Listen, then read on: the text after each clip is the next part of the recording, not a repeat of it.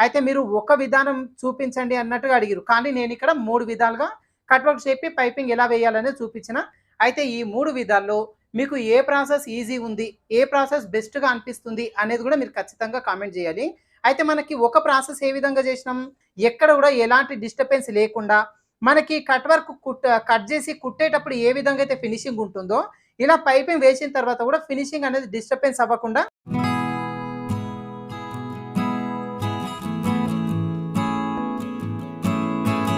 Hi friends, welcome to weather tailors. ఈరోజు video వచ్చేసి మనకిట్లా బ్లౌజు కట్ వర్క్ వేసుకొని మనం డిజైన్ చేసుకున్నప్పుడు ఈ కట్ వర్క్కి మనం థ్రెడ్ పైపింగ్ ఎలా వేసుకోవాలనేది చూద్దాం. అయితే ఈ థ్రెడ్ పైపింగ్ అనేది మనం కట్ వర్క్ అనేది కుట్టి తిరిగేసిన తర్వాత, ఇప్పుడు నార్మల్గా మనం బక్రం క్యాన్వాస్ పైన కుట్టి తిరిగేస్తాం. ఏది లైనింగ్ ఒరిజినల్ ఈ క్యాన్వాస్ మొత్తం కనిపించకుండా లోపలికి వెళ్ళిపోయేలాగా. ఒకవేళ ఇట్లా కాకుండా నార్మల్ ఒక లైనింగ్ పీస్ పైన కట్ వర్క్ బక్రం క్యాన్వాస్ అంటించి పైనుంచి కుట్టి తిరిగేస్తాం. అది హెమ్మింగ్ చేసేసుకుంటాం. అయితే అలా చేసిన తర్వాత ఇదిగోండి ఇప్పుడు ఇది తిరిగేసిన నేను. ఇలా తిరిగేసిన తర్వాత ఇప్పుడు దీనికి పైపింగ్ అనేది వేస్తాం. ఒకవేళ ఇలా తిరిగేసేటప్పుడే లోడింగ్ పైపింగ్ వేయాలి అంటే చాలా ఇబ్బందండి అది. ఏందంటే మనకిక్కడ జాగ్రత్తగా చూసుకుంటూ కుట్టాల్సుంటది. అదేందంటే ఈజీనే ఉంటది. కాకపోతే ఒక్క దగ్గర గాని పొరపాటు అయిందనుకోండి, అది రివర్స్ తీసిన తర్వాత మళ్ళీ సీదా చేసి అదంతా కరెక్ట్ చేయడం చాలా ఇబ్బందనమాట. కుట్లు ఇక్కడ థ్రెడ్ అనేది బయటకొచ్చేలాగా అయిపోతది. అట్లా కాకుండా ఇప్పుడు నేను చెప్పిన ప్రకారంగా మీరు ఈ కట్ వర్క్‌కి పైపింగ్ వేయండి. చాలా అంటే చాలా నీట్ లుక్ అనేది ఉంటుందనమాట. అయితే ఇప్పుడు ఇదొచ్చేసి బ్లౌజ్ మొత్తం కుట్టేసిన, రెడీ చేసిన బ్లౌజు. అయితే ఈ కట్ వర్క్ కూడా ఎలా స్టిచ్ చేసుకోవాలి ఇదిగోండి. ఇప్పుడు ఇదొచ్చేసి ఇట్లా. కొంచెం ఒక 3, 4 కట్ వర్క్స్ వస్తాయి. తర్వాత ఈ కింద వైపున ఇట్లా చిన్న డిజైన్ వస్తుంది. సో, ఇది ఏ విధంగా మనం రెడీ చేసుకోవాలనేది మన ఛానెల్‌లో ఉంది. ఒకసారి చూడండి. బ్యాక్ నెక్, ఫ్రంట్ నెక్ రెండిటికి కూడా స్టిచ్చింగ్ చూపించిన. ఇప్పుడు దీనికి మనం పైపింగ్ వేస్తాం. అయితే పైపింగ్ వచ్చేసి మనం రెగ్యులర్‌గా ఇదిగోండి మనకు నార్మల్‌గా ఒక 1.25 ఇంచు వెడల్పు వచ్చేలాగా ఒక క్లాత్ తీసేసుకుంటాం. ఒక చివరి నుంచి థ్రెడ్ పెట్టి కుట్టు వేసేసుకుంటాం ఇట్లా. ఇట్లా కుట్టు వేసుకొని ఇలా రెడీ చేసుకున్న తర్వాత మనము రెగ్యులర్‌గా పైపింగ్ ఎట్లా వేస్తాం, దీని పైనుంచి ఇట్లా పెట్టి కుట్టేస్తాం. తిరిగేసేటప్పుడు ఈ ఖర్చుని ఇట్లా లోపలికి ఫోల్డింగ్ చేసేసుకొని హెమ్మింగ్ చేస్తాం. కానీ ఇలా కట్ వర్క్ షేప్స్‌కి మనం పైపింగ్ వేయాలి అన్నప్పుడు ఇలా రెడీ చేసిన ఈ క్లాత్‌కి మనకి ఇదిగోండి ఇట్లా రివర్స్ తీసేసుకొని ఇప్పుడు ఆల్రెడీ పావించు ఫోల్డింగ్ చేసి ఇటువైపున ఏదైతే ఫోల్డింగ్ చేసి కుట్టు వేసినామో ఈ చివరన కూడా ఎగ్జాక్ట్ ఇదిగోండి ఈ విధంగా. అంటే ఈ వెడల్పు మొత్తం ఒక హాఫ్ ఇంచ్ ఉండేలాగా ఈ విధంగా ఫోల్డింగ్ చేసుకొని దీనికి కూడా అంతే ఈ చివరి నుంచి ఒక కుట్టు వేసేసుకోవాలి. ఏందంటే మనకు కట్ వర్క్ షేప్స్‌కి అప్పటికప్పుడు ఫోల్డింగ్ చేసి హెమ్మింగ్ చేయడం కొంచెం ఇబ్బంది. అట్లా కాకుండా ఇదిగోండి ఇలా ముందే మనం ఈ చివరన కుట్టు వేసేసుకుంటే ఇంకా మనకు ఈ కట్ వర్క్ షేప్‌కి ఈ మొత్తం కుట్టిన తర్వాత పైపింగ్ ఏసిన తర్వాత ఈ హెమ్మింగ్ చేయడం అనేది చాలా ఈజీ ఉంటుందనమాట. కరెక్ట్‌గా కుట్టు మాత్రం మధ్యలోకి కాకుండా ఎడ్జ్‌న ఇది మొత్తం చివరనొచ్చేలాగా కుట్టు వేసేసుకుందాం. ఇలా ఈ పైపింగ్ పీస్ రెడీ చేసుకున్న తర్వాత మనం కట్ వర్క్ షేప్ ఏదైతే బ్లౌజ్ నెక్ ఉందో దానికి మనం కుడతామనమాట. ఇదిగోండి మనకి ఇటువైపున వచ్చేసి థ్రెడ్ పెట్టి కుట్టేసినాం. ఇటువైపున చివరన ఫోల్డింగ్ చేసి కుట్టు వేసేసినాం. ఇలా రెడీ చేసుకున్న తర్వాత ఇప్పుడు మనం బ్లౌజ్‌కి స్టిచ్ చేసుకుంటాం. సో, మనకి ఇదిగోండి ఇలా మనకు బ్లౌజ్‌కి స్టిచ్ చేసేటప్పుడు మీకు చూపిస్తాను క్లియర్‌గా. ఇప్పుడు మనకు ఈ ఖర్చులు ఏవైతే ఉన్నాయో ఈ ఖర్చులన్నీ కూడా ఇట్లా పైకి కనిపించేలాగా పెట్టేసుకోండి. ఇదిగోండి ఇటువైపు నుంచి వచ్చేసి ఇట్లా నీట్‌గా ఉంటది. ఖర్చులన్నీ కూడా ఇట్లా మనకు పై వైపున కనిపించాలి. ఇట్లా వచ్చేలాగా పెట్టి ఇప్పుడు దీనిపైన బ్లౌజ్‌ని పెట్టి కుట్టు వేస్తాం. అయితే ఇది ఫస్ట్ ఫ్రంట్ నెక్ దగ్గర నుంచి స్టిచ్ చేస్తున్నా. ఇక్కడ చిన్నగా కాజా పట్టి ఉంది కదా! ఒక హాఫ్ ఇంచ్ అంతా కిందికి వదిలిపెట్టేసి ఇప్పుడు ఇక్కడ నుంచి స్టార్ట్ చేసుకుందాం. అయితే పైన దారాన్ని ఖచ్చితంగా మార్చండి. ఇప్పుడు మనకి సిల్వర్ కలర్ పైపింగ్ వేసినప్పుడు సిల్వర్ కలర్ దారం యూజ్ చేస్తాం కదా! ఇప్పుడు బ్లౌజ్ పైన కుడుతున్నాం కాబట్టి పైన దారం బ్లౌజ్ కలర్ పెట్టేసుకోండి. ఇదిగోండి ఇట్లా. కరెక్ట్‌గా దీని పక్క నుంచి అంటే ఇప్పుడు ఈ ఎడ్జ్ ఉంది కదా! ఈ ఒక చిన్న పిన్నుతోని చూపిస్తాను మీకు. ఇప్పుడు ఈ బ్లౌజ్‌ది ఎడ్జ్ ఉంది గదా! ఈ ఎడ్జ్ వచ్చేసి ఈ థ్రెడ్‌కి ఆల్రెడీ వేసిన కుట్టు దగ్గరికి రావాలి ఇట్లా. ఇదిగోండి ఇప్పుడు ఈ ఎడ్జ్ దగ్గర నుంచి చూస్తే జస్ట్ మనకి పైపింగ్ మాత్రమే కనిపిస్తది. ఇదిగోండి ఇట్లా పెట్టేసుకొని అయితే ఇక్కడ కుట్టేటప్పుడు ఈ బ్లౌజ్ పీస్‌ని చేతిలో పట్టుకోవద్దు. ఇది చేతిలో పట్టినా లాగొద్దనమాట. కింద ఉన్న పైపింగ్ క్లాత్‌ని ఇదిగోండి ఇట్లా మనకు కావాల్సినట్టుగా అడ్జస్ట్‌మెంట్ అనేది చేసుకోవాలి. అయితే పాదాన్ని కొద్దిగంత పైకెత్తినాము అంటే మనకి అడ్జస్ట్‌మెంట్ చేసుకోవడం చాలా ఈజీగా వస్తది. ఇదిగోండి ఇట్లా. ఎడ్జ్ పైనుంచి కుట్టు వేసేసుకోవాలి. అయితే ఈ కార్నర్ దగ్గర ఎలా అడ్జస్ట్‌మెంట్ చేయాలో నేనిప్పుడు చెప్తాను. ఇదిగోండి కరెక్ట్‌గా. ఏదైతే కార్నర్ ఇక్కడ ఉంది కదా! ఇక్కడ వరకు స్ట్రెయిట్‌గా నార్మల్‌గా పెట్టేసుకొని కుట్టు వేసేసుకోండి. అయితే ఇక్కడ బ్లౌజ్ పీస్‌ని మాత్రం లాగొద్దండి. మొత్తం కుట్టిన తర్వాత కట్ వర్క్స్ అవి లేచినట్టుగా వచ్చేస్తది మళ్ళా. అదొకసారి జాగ్రత్తగా చూసుకోండి. ఇదిగోండి ఇట్లా. ఇప్పుడు మన కట్ వర్క్ ఇదిగోండి రౌండ్ షేప్ ఇక్కడ నుంచి స్టార్ట్ అవుతుంది కదా! ఇలా స్టార్ట్ అయ్యేటప్పుడు నీడిల్ లోపలికి దించి పాదాన్ని పైకెత్తి ఇప్పుడు ఇదిగోండి థ్రెడ్ పైపింగ్‌ని పక్కకు లాగండి. అయితే ఇప్పుడు ఇక్కడ నుంచి కొంచెం దూరం చిన్న కట్స్ పెట్టుకోవాలి. ఇదిగోండి ఇట్లా. ఒక 2, 3 కట్స్ పెట్టుకోండి. ఇలా. ఇలా 2, 3 కట్స్ పెట్టేసుకుంటే అది ఈజీగా తిరుగుతదనమాట ఇటువైపున.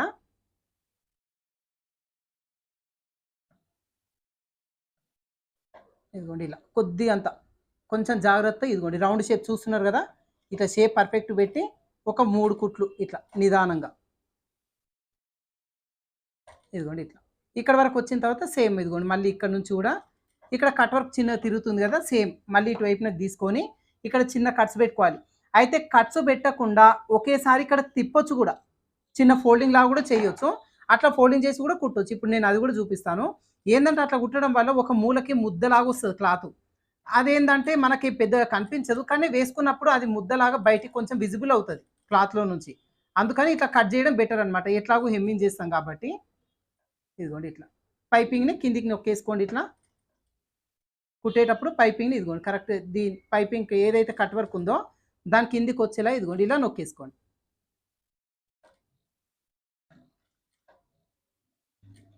ఇదిగోండి ఇక్కడ వరకు కార్నర్ వరకు వచ్చిన తర్వాత సేమ్ నీడిల్ లోపలికే ఉండాలి. పాదాన్ని పైకెత్తాలి. ఇలా ఎత్తేసి జస్ట్ ఈ సూది ఇక్కడ వరకు దిగింది గదా! ఇదిగోండి ఇక్కడ ఒకటి, కొంచెం పైన ఇంకొకటి. కింద గూడా. ఇదిగోండి ఇట్లా. చిన్న కట్స్ పెడితే అది ఈజీగా తిరుగుతదనమాట. ఇదిగోండి మళ్ళీ సేమ్ ఇదిగోండి ఇట్లా పెట్టేసుకొని ఎడ్జ్ పైన మనకి కుట్టు అనేది దేనిపైన పడుతుంది? బ్లౌజ్ పీస్ పైన పడుతుంది. కట్ వర్క్ షేప్ ఏదైతే ఉందో దానిపైన కుట్టు పడుతుంది.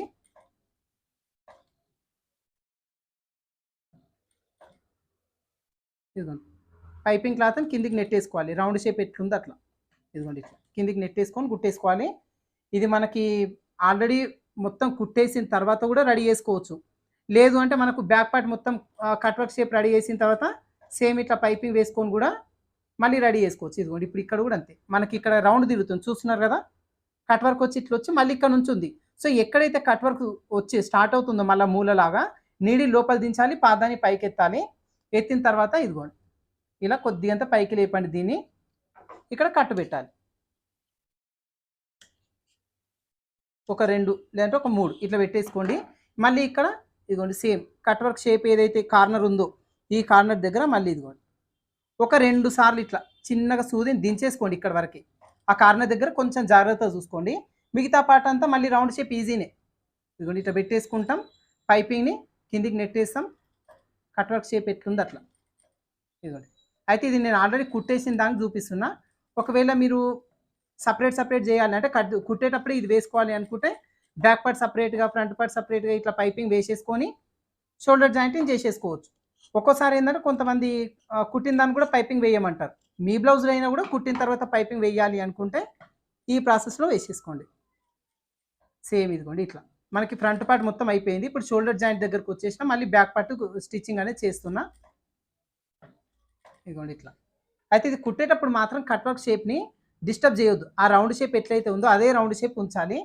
కింద ఉన్న పైపింగ్ క్లాత్‌ని ఇదిగోండి ఇట్లా నెట్టేసుకోవాలి. ఇదిగోండి కార్నర్ ఈ మూల వరకి రావాలి. మళ్ళీ ఇదిగోండి ఇక్కడ నుంచి మళ్ళీ కట్ వర్క్ ఇదిగోండి ఇటువైపునకి వస్తుంది. ఇట్లా వచ్చేటప్పుడు ఇదిగోండి ఈ కార్నర్ దగ్గర ఒక 2 కట్స్ పెట్టుకుందాం. ఇదిగోండి ఇట్లా. కట్స్ పెట్టేసిన తర్వాత ఈ కార్నర్ దగ్గర ఏమవుతదంటే మనకి ఇది ఈజీగా తిరుగుతదనమాట. అక్కడ ముద్దలాగా, ముడతల్లాగా రాకుండా పర్ఫెక్ట్‌గా వస్తది.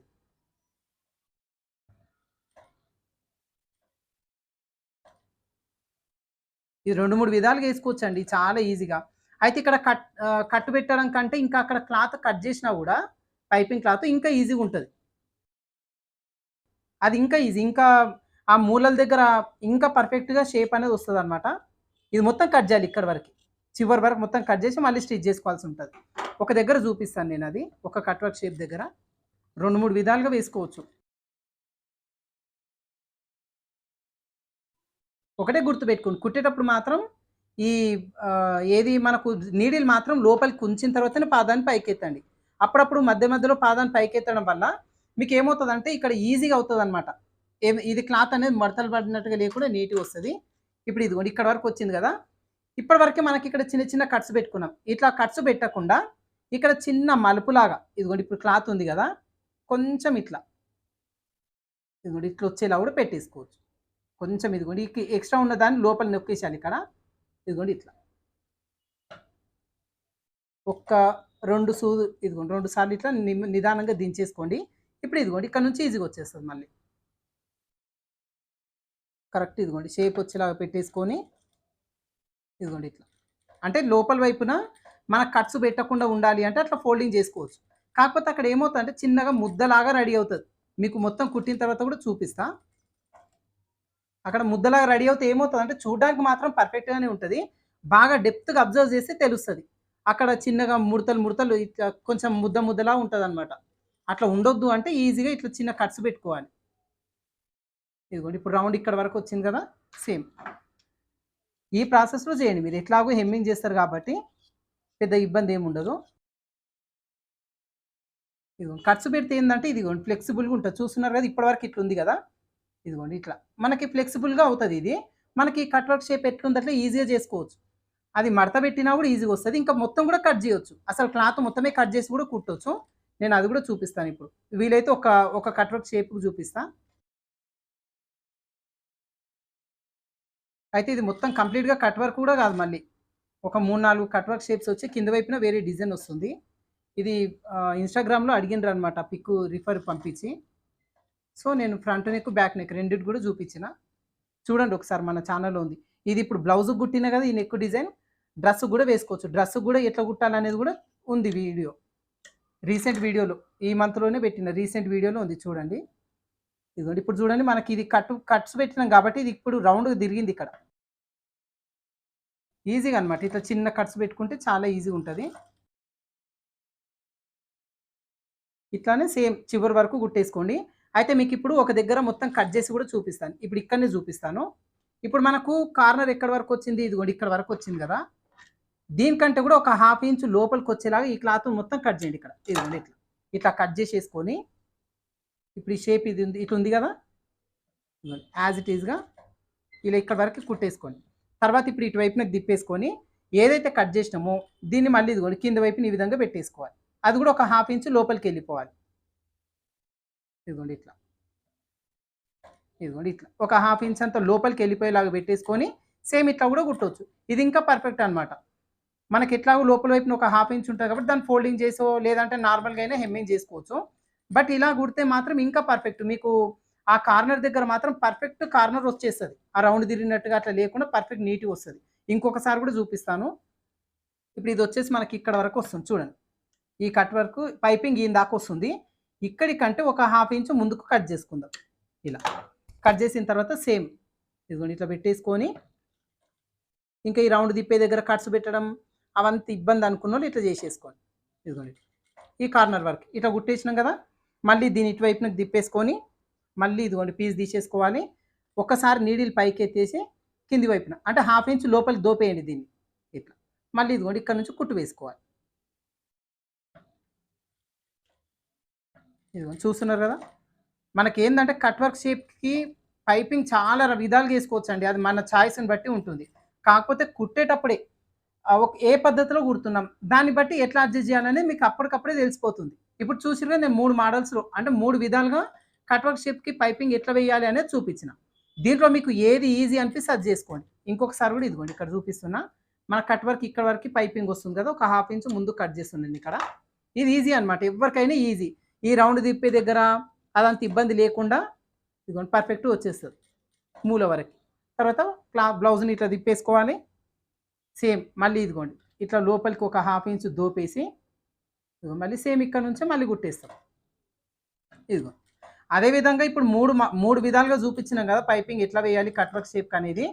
ఈ మూడిట్లో కూడా మీకు ఏది ఈజీ అనిపించింది కూడా ఖచ్చితంగా కామెంట్ చేయండి. ఎందుకంటే పైపింగ్ కట్ వర్క్ షేప్‌కి పైపింగ్ ఎట్లా వేయాలి అని చెప్పి అడిగిర్రు.